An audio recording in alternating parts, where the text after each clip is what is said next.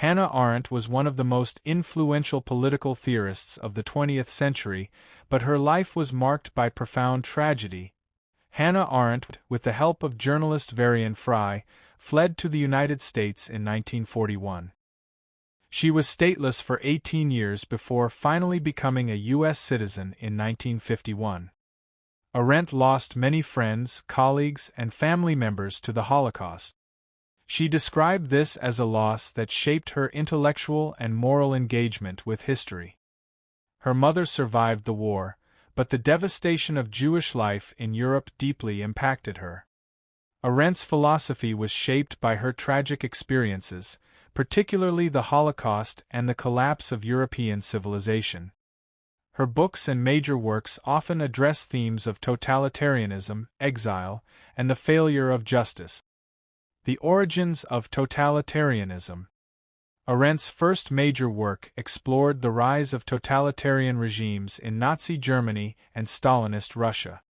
She argued that totalitarianism was a new form of government that sought to control every aspect of human life, leading to the destruction of individuality. She writes, "The sad truth is that most evil is done by people who never make up their minds to be good or evil."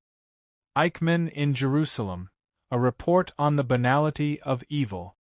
Covering the trial of Nazi official Adolf Eichmann, Arendt argued that evil is often committed not by monsters but by ordinary people following orders without critical thought.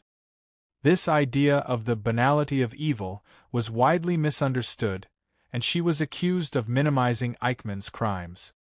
She was also criticized for her depiction of Jewish leaders' role in the Holocaust, leading to a rift with many Jewish intellectuals and former friends. She writes, "No one has the right to obey. The human condition." In this book, Arendt explored the nature of human activity, distinguishing between labor, work, and action. She lamented the modern world's tendency to devalue meaningful political action and engagement.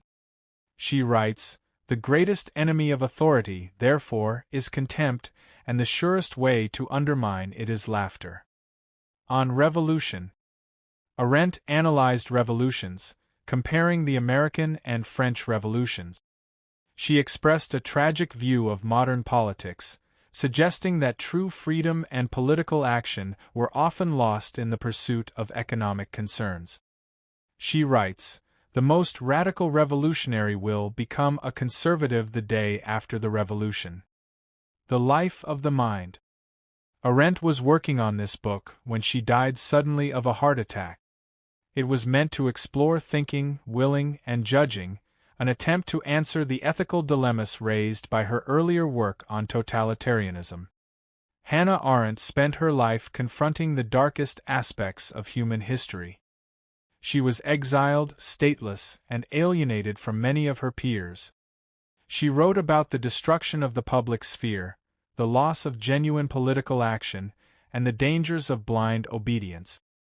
Her work remains controversial and widely debated, but its tragic depth makes it enduringly powerful.